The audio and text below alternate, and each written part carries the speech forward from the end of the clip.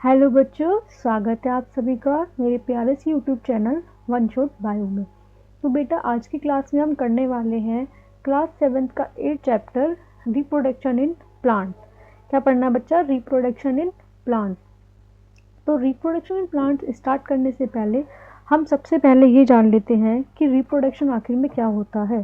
तो रिप्रोडक्शन का मतलब क्या है? अगर हम इसी सिंपल लैंग्वेज में बात करें, अपने ही जैसे किसी इंडिविजुअल को जन्म देना, उसको हम क्या बोलते हैं? रिप्रोडक्शन। क्या बोलते हैं उसको हम? रिप्रोडक्शन। तो अगर हम इसकी डेफिनेशन की बात करें तो इसकी डेफिनेशन क्या है?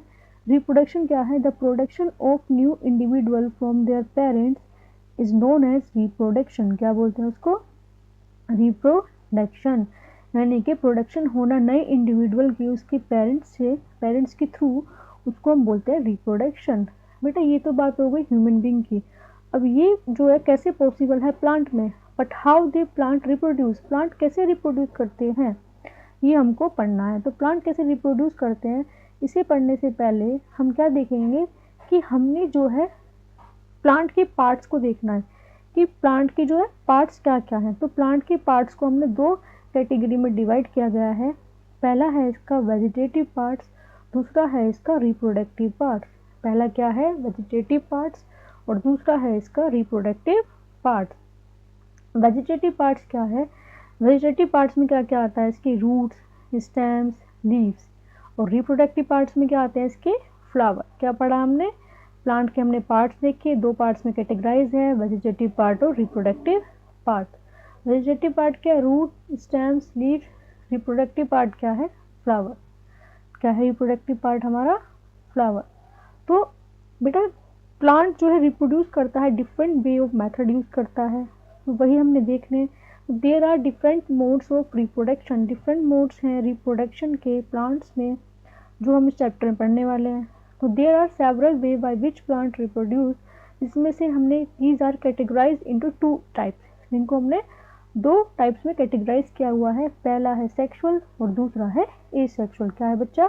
पहला है हमारा सेक्सुअल रिप्रोडक्शन और दूसरा है हमारा एसेक्सुअल रिप्रोडक्शन। तो सबसे पहले हम बात करेंगे एसेक्सुअल रिप्रोडक्शन के बारे में। एसेक्सुअल रिप्रोडक्शन क्या होता है?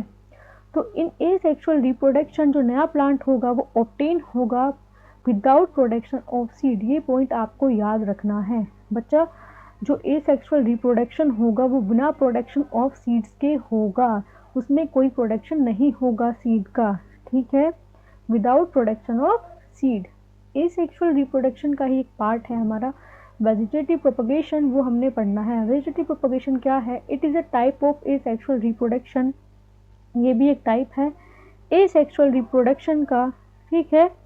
In which new plant are produce from root, stems, leaves and bud. यहाँ से नया प्लांट जो है वो प्रोड्यूस होगा, कहाँ से? या तो उसकी रूट से, या उसके स्टेम से, या उसकी लीव से, या उसके बर्ड से।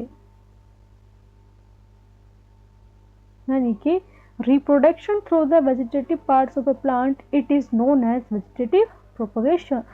यानी कि जो रिप्रोडक्शन होगा उसके वेजिटेटिव पार्ट से, उसको हम क्या बोलेंगे? वेजिटेटिव प्रोपगेशन, ठीक है? आपके एनसीईआरटी में एक ये एक्टिविटी दी गई है, ये हम देख लेते हैं बेटा। एक्टिविटी 8.1। सबसे पहले क्या करना है? Cut a piece of rose और चंपा। हमने क्या करना है? एक पीस कट करना है, तो रोज का या फिर चंपा ले लो आप, उसकी नोड के साथ में। बेटा नोड क्या होता है? नोड क्या है? वो पॉइंट है जहाँ से उसकी स्टेम, जहाँ पे वो पॉइंट है उसकी स्टेम पे, जहाँ पे क्या होगा बच्चा? उसकी लीव्स, ब्रांचेस, फ्लावर या फिर बर्ड्स ओरिजिनेट होंगे। यानी कि वो पॉइंट है उसकी स्टेम पे, नोड क्या है? वो पॉइंट है उसकी स्टेम पे जहाँ से उसकी लीव्स, ब्रांचेस या फिर फ्लावर या फिर बर्ड्स ओरिजिनेट होते होंगे। जैसे मैंने ये बनाया डायग्राम, जैसे यहाँ पे देखिए ये पॉइंट है, यहाँ से यहाँ पे लीफ निकलेगी उसकी, या कोई ब्रांच जाएगी, ठीक है? फिर हमने कट करने के बाद उसको बरी करना है, बरी करना है उसको सॉइल में। फिर उसको आपको क्या करना है? आपको उसको वाटरिंग करनी है और डेली उसको ऑब्जर्व करना है। डेली हमने क्या ऑब्जर्व करना है कि कितने टाइम में उसकी रूट्स या लीफ कम आउट हुई, कि कितने टाइम में उसकी लीफ या फिर उसकी जो बर्ड्स हैं, ठीक है, वो कम आउट होगी या रूट उसकी कम आउट होगी, ठीक है बेटा? यहाँ पे आपको कुछ पॉइंट दिए हुए हैं, जैसे यहाँ पे देख लीजिए, ये हमने किसी की स्टेम कट की है, रोज़ प्लांट की स्टेम ले लो, है ना, रोज़ ले लो। तो बेटा कुछ पॉइंट क्यों ये देखने। वेजिटेटिव बर्ड्स, वेजिटेटिव बर्ड्स क्या है, apart from bud there are bud in the axial, ठीक है, बर्ड के अपार्ट कुछ बर्ड्स होते हैं उसकी एक्सियल में। एक्सियल मतलब वो पॉइंट ऑफ अटैचमेंट जहाँ से लीफ या फिर नोड वाला, ठीक है। यहाँ पे क्या है, वेजिटेटिव बर्ड्स क्या होते हैं, अपार्ट फ्रॉम बर्ड्स, बर्ड से अपार्ट देयर आर बर्ड्स, कुछ बर्ड्स होते हैं उसकी एक्सियल में। एक्सियल मतलब point of attachment of the leaf at the node, node पे लीफ जिस पॉइंट से अटैच है, ठीक है, नोड पे लीफ जिस पॉइंट से अटैच है, जिस पॉइंट से लीफ अटैच है, ठीक है, ठीक है, जिस पॉइंट से अटैच है उसको हम क्या बोलेंगे, वेजिटेटिव बर्ड। क्या बोलेंगे उसको, vegetative bird. Which develop into shoot, जो किस में डेवलप हो रही है बच्चा, शूट्स में। किस में डेवलप हो रही है, शूट में। A bird consist of a short stem, bird में क्या है, छोटी सी स्टेम है, शॉर्ट स्टेम होती है, इसके अराउंड क्या होती है, इमेच्योर लीफ होती है जो ओवरलैपिंग पोजीशन में होती है। Vegetative bud can also give rise to new plant, vegetative buds भी क्या कर सकते हैं, नए प्लांट को में ऑरिजिनेट हो सकती है, मतलब गिव कर सकती है हमें नए प्लांट, ठीक है। क्या कर सकते हैं, वेजिटेटिव बर्ड भी can also give rise to new plant. एक एक्टिविटी और देखेंगे, आपकी एनसीईआरटी में एक एक्टिविटी और दी हुई है, एक्टिविटी 8.2। इसमें क्या करना है, आपको एक फ्रेश पोटैटो लेना है और फिर क्या करना है, उसमें ऑब्जर्व करना है, उसके स्कार्स होंगे with the help of a magnifying glass, ठीक है। आपको वहाँ पे एक बर्ड, वहाँ पे आपको बर्ड्स दिखेंगे, ठीक है। दिस जो स्कार्स हैं इनको हम आई भी बोलते हैं। फिर इनका करना है, पोटैटो को कट कर लेना छोटे छोटे पीसेस में, और हर पीसेस को किसके साथ में कट करना है, उसकी आई के साथ में। फिर उसको हर पीसीस को आप सोइल में जब बरी करोगे तो आप उसको क्या करना है, सेम प्रोसेस करनी है पीछे वाली, वाटरिंग करना है उसको रेगुलरली। फिर आपने ऑब्जर्व करना कितने दिन में प्रोग्रेस वहाँ पे होगी, रूट्स वगैरह कम आउट जो भी है उसमें कितने दिन बाद होगा। ये सब चीज़ें हम जो है जिंजर या टर्मरिक के साथ भी कर सकते हैं। अब हमको देखना है ब्रायोफाइलम। ब्रायोफाइलम क्या है, एक स्प्राउट लीफ प्लांट होता है। ब्रायोफाइलम क्या होता है, एक स्प्राउट लीफ प्लांट होता है। इसमें क्या है, इसके पास भी बर्ड्स होते हैं, इसके मार्जिन पे क्या होता है बच्चा, बर्ड्स होते हैं इसके मार्जिन पे। फॉर एग्जांपल जैसे ब्रायोफाइलम की लीफ है तो इसके मार्जिन पे छोटे छोटे ऐसे उसके मार्जिन पे, यहाँ पे मार्जिन पे छोटे छोटे बर्ड्स प्रेजेंट होते हैं। अगर इस प्लांट का, ब्रायोफाइलम का अगर कुछ भी पार्ट गिरता है, ठीक है, यानी कि the margin of a leaf, if a leaf of a plant this plant fall moist, अगर लीफ गिर जाती है इस प्लांट की तो उसके साथ में क्या है, उसके ये छोटे छोटे बर्ड भी प्रेजेंट होंगे, ठीक है। तो क्या कर सकता है, each bud can give rise to new plant, हर बर्ड में इतनी क्षमता है कि वो नए प्लांट में ओरिजिनेट हो सकता है। Root of some plant can also give rise to, कुछ प्लांट की रूट भी ऐसे कर सकती है, जैसे स्वीट पोटैटो और डलिया। किसका एग्जाम्पल है, जैसे स्वीट पोटैटो और डलिया। हमें दिखा रखी पिक्चर शो है ये किसकी, ब्रायोफाइलम की। इसके मार्जिन पे क्या प्रेजेंट है, बर्ड्स प्रेजेंट है छोटे छोटे। अगर इसकी एक लीफ भी गिरती है मॉइस्ट सोइल पे तो इसका हर बर्ड जो है कैपेबल है न्यू प्लांट ओरिजिनेट करने में, ठीक है। अब हमने इसमें कुछ नोट्स देखने हैं, जैसे कि ये मेरा नोट 1 है। नोट 1 में क्या है बेटा, जैसे कुछ प्लांट होते हैं, जैसे कैक्टाई है, वो भी नए प्लांट में प्रोड्यूस हो सकता है। When their part get detach from the main plant body, main plant body से अगर कैक्टाई कोई भी पार्ट गिरता है, ठीक है, तो वो नए प्लांट में ओरिजिनेट हो सकता है। नोट 2 हमने देखना है। अब हम सारा का सारा एसेक्सुअल के बारे में पढ़ रहे हैं, एसेक्सुअल मोड ऑफ रिप्रोडक्शन पढ़ रहे हैं प्लांट में, ठीक है। अब इसकी क्या इंपॉर्टेंस है या क्या इसका एडवांटेज है, तो बेटा जो प्लांट प्रोड्यूस होते हैं वेजिटेटिव प्रोपोगेशन के थ्रू, वो कम टाइम लेता है ग्रो करने में, कम टाइम लेगा ग्रो करने में एज कम्पेयर टू जो सेक्सुअल से होंगे, ठीक है। कम टाइम लगा ग्रो करने में, क्या, उसके फ्लावर्स, उसके फ्रूट, ठीक है, earlier than those production from seed. Second, जो नया प्लांट एग्जैक्ट कॉपीज होगा अपने पेरेंट की, क्योंकि एक सिंगल पेरेंट से प्रोड्यूस हुआ है ना। तो ये सारा हमने इसमें नोट पढ़े। नोट पढ़ने के बाद में बच्चा इसमें आपने देखना है, इसका एक और पार्ट है, इस सेक्सुअल मेथड का ही एक और पार्ट होता है बडिंग।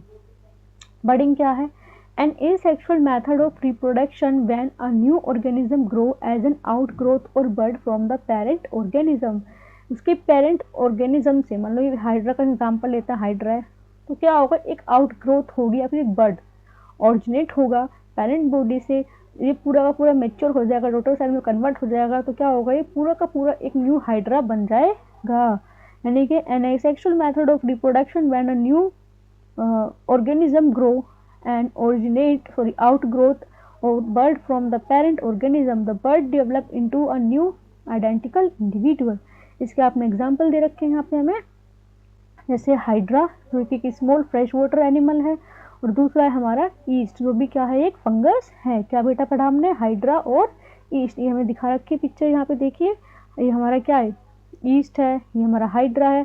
तो कैसे कैसे इसमें डेवलपमेंट होती है, ठीक है। क्या पढ़ा हमने, हाइड्रा और ईस्ट के बारे में। थोड़ा सा आपका एनसीईआरटी में ईस्ट में दिया हो, थोड़ा सा पढ़ लेते हैं इसको। ईस्ट क्या है, ईस्ट एक टाइनी ऑर्गेनिज्म है, ठीक है। इसको आप ओनली अंडर माइक्रोस्कोप देख सकते हो। ये ग्रो कर सकता है, मल्टीप्लाई कर सकता है, फ्यू आवर्स में बहुत ज़्यादा मल्टीप्लाई ग्रो कर सकता है। अगर इसको अपने सफिशेंटली कंडीशंस मिलती है, फेवरेबल कंडीशंस मिलती हैं, तो ये क्या कर सकता है, फ्यू आवर्स में ही मल्टीप्लाई कर सकता है। ये एक सिंगल सेल ऑर्गेनिज्म है। ये आपकी एक एक्टिविटी दी हुई है जो आपको अंडर